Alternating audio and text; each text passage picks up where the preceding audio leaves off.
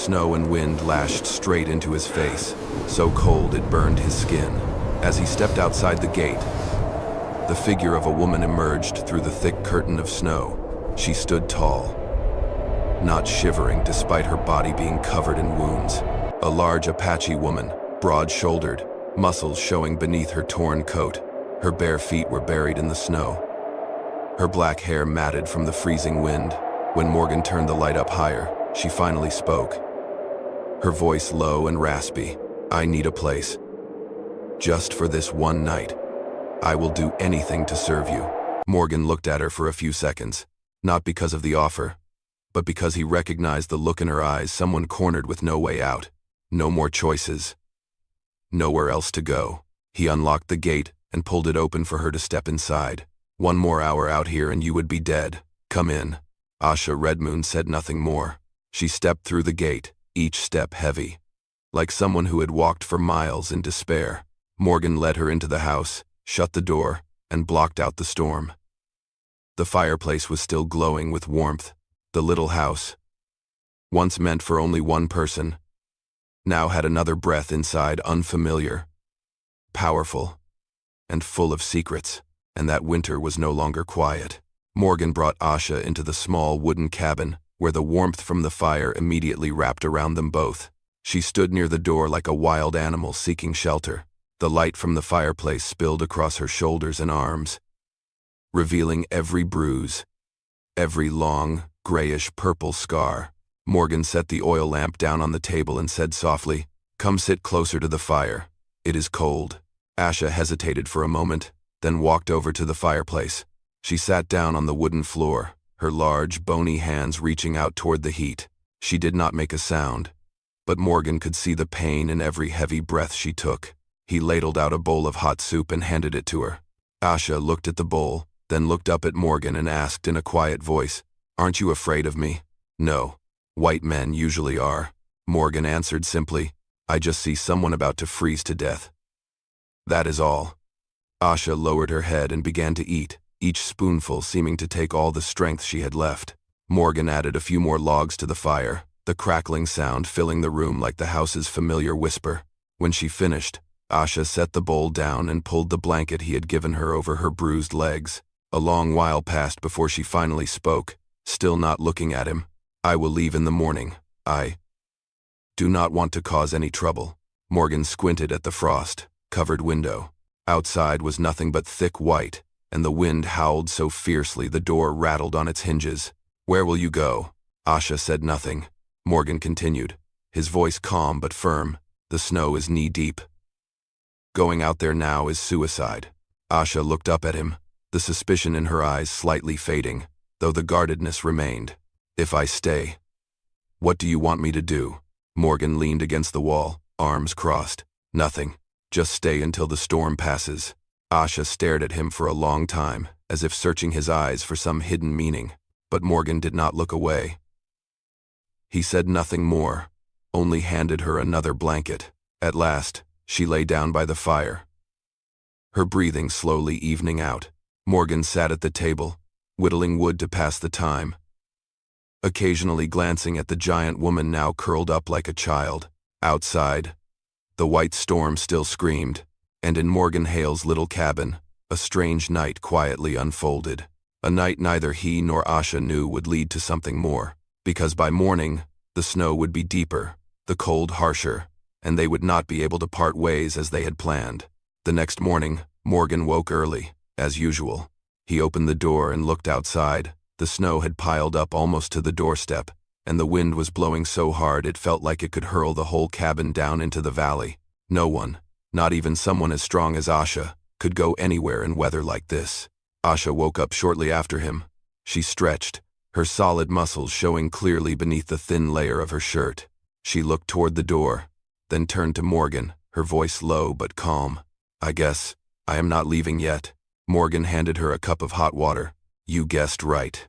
Asha sipped slowly, then stood and stepped out back with Morgan. Instead of staying idle, she suddenly bent down and lifted an entire broken tree trunk, as if it were a piece of kindling. Morgan stood there watching, letting out a low whistle of surprise. "Have you always been this strong?" Asha shrugged. To survive in my tribe, you have to be strong. That entire day, they worked side by side repairing the horse stable, clearing paths, chopping more wood. Asha did the work of two grown men without complaint.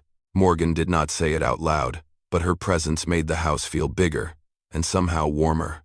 That evening, as they shared a simple meal by the fire, Asha sat hugging her knees, her eyes fixed on the flames. Then, without warning, she said, "I have not been with anyone in months. What about you?" Morgan froze for a moment.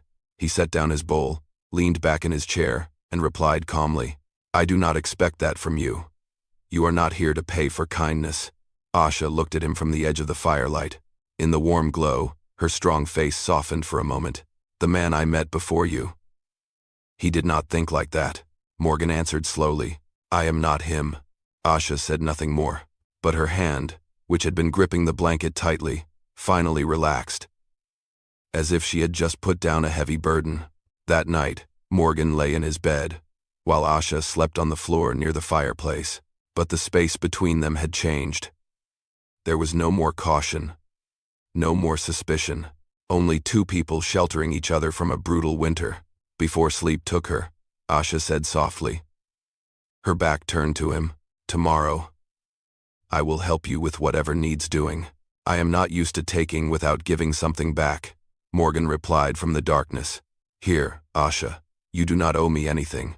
Outside, the snow kept falling, but for the first time, in Morgan Hale's wooden cabin, the silence was no longer lonely.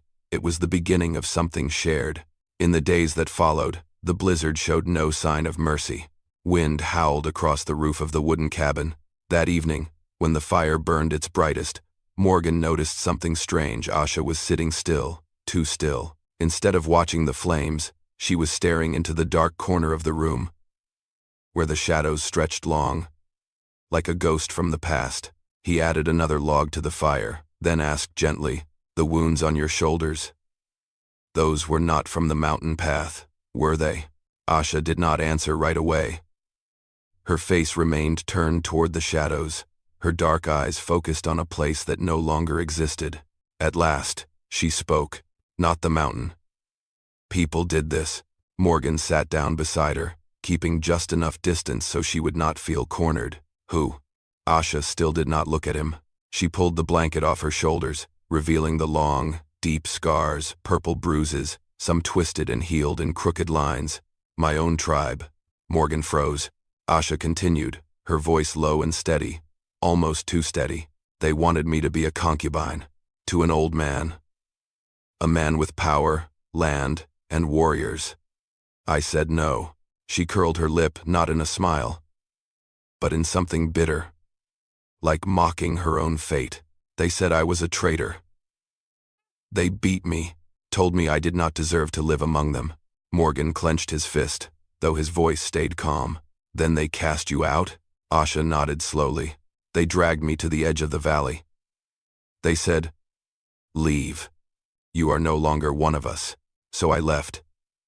From there to here, on nothing but my feet and the fire in my chest." Morgan looked at the scars, then at her proud, unyielding eyes. "No one has the right to do that to you.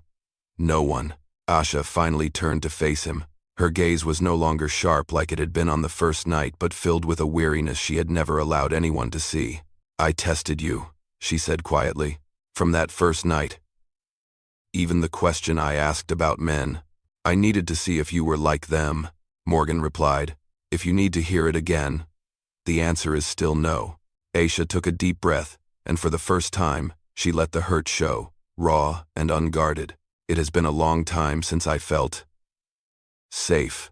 The fireplace crackled like it was letting out a long sigh, and in that moment, in the heart of the harshest winter, Asha Redmoon opened the door to her past, and Morgan Hale stepped through it with a quiet gentleness that needed no words. "Thank you so much for being here." If this story brought back memories of dusty afternoons, of hoofbeats echoing in your chest, please subscribe to my channel, so that every day we can sit together again, and I will tell you one more story from the West. In the days after Asha opened up, the cabin felt different. No more cautious footsteps. No more wary glances like in the beginning. Asha grew used to Morgan, adding wood to the fire before she woke up. Used to the cup of hot water already waiting on the table, and to the way he quietly patched the cracks in the wall near where she slept. And Morgan grew used to the solid sound of Asha's footsteps outside, the way she lifted logs that took him a full minute just to drag. He got used to the feeling of someone else in the house, yet it never felt crowded. On a late winter afternoon, Asha stood in the doorway, arms crossed, eyes gazing out across the white valley.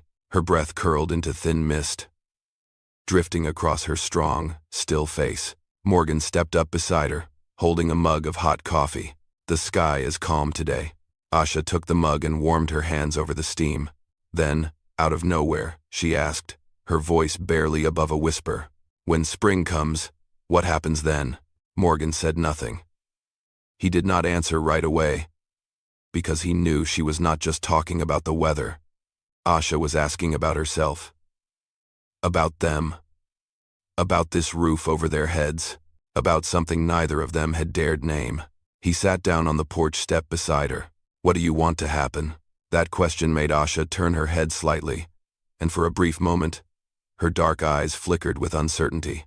In that moment, she was afraid of losing what she had only just started to trust.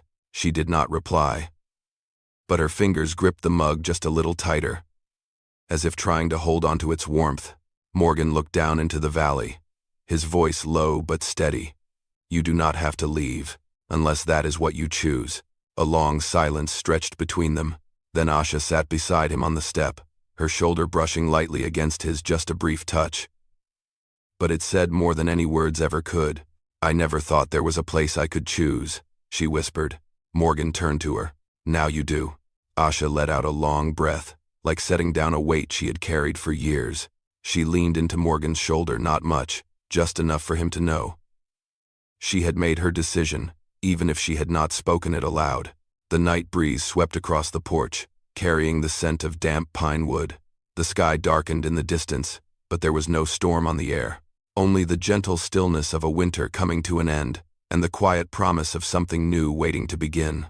On that wooden cabin, two people who once lived in silence were learning to stand beside each other. And from that evening on, both Morgan and Asha understood. Spring would bring an answer. Winter had finally begun to retreat. The snow was still deep, but the wind no longer howled. At night, the sharp whistles no longer cut through the wooden walls. One morning, Morgan put on his heavy coat, shut the stable door, and said, "I need to make a trip into town." Asha looked at him, a flicker of concern in her eyes. "How long?" "Half a day. I will be back before nightfall." Asha nodded, but Morgan could see the tension behind her strong features. She was not used to him leaving.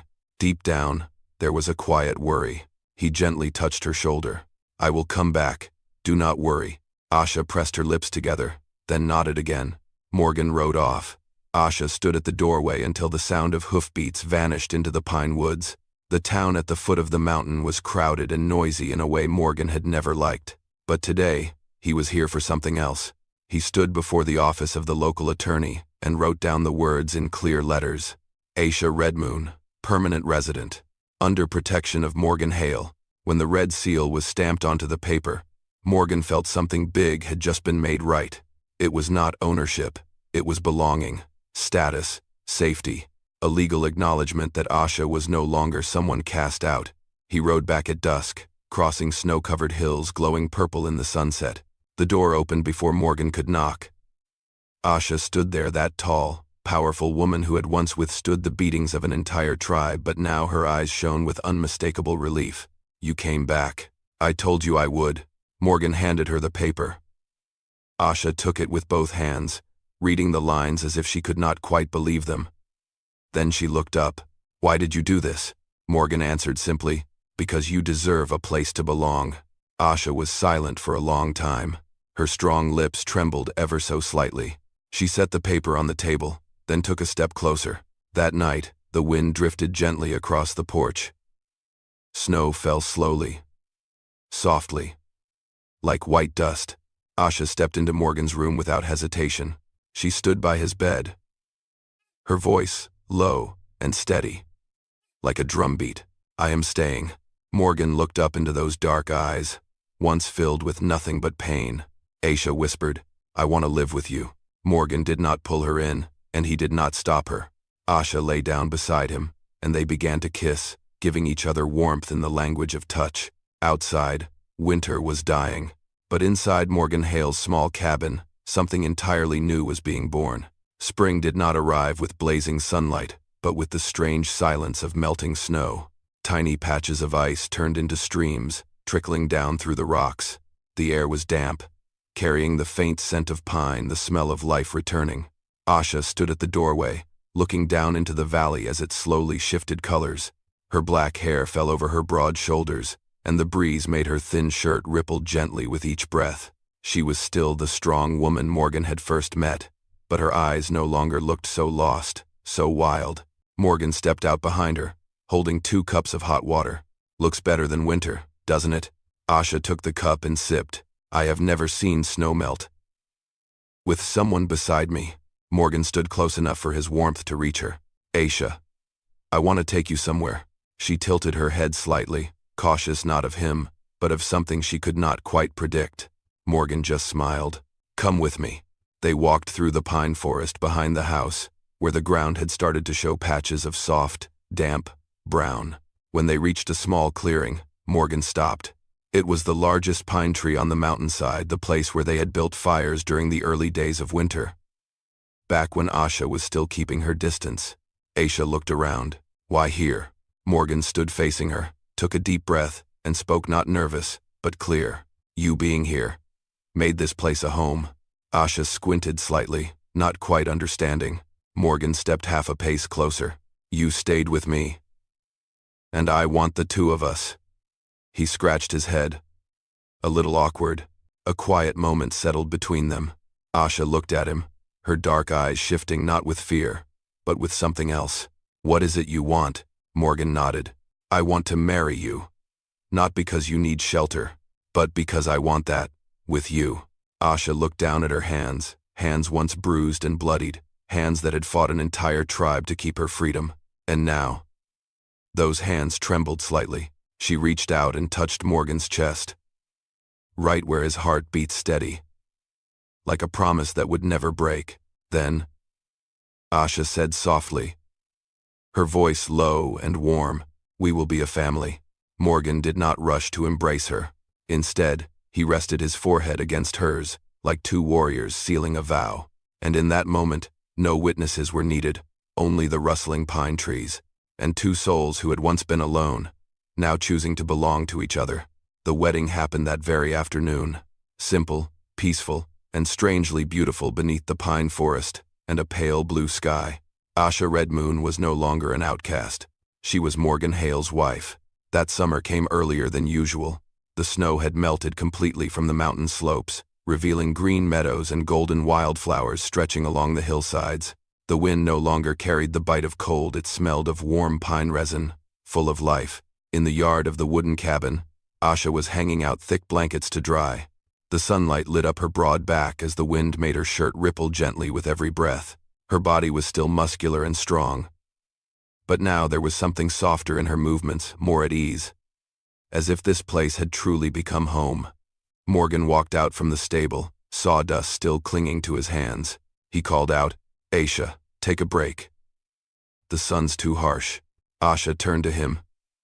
She did not walk over right away, just looked at him with the faintest smile. Then she placed a hand on her belly and sent that smile straight into his eyes. Morgan froze. "Asha." She slowly stepped closer to him.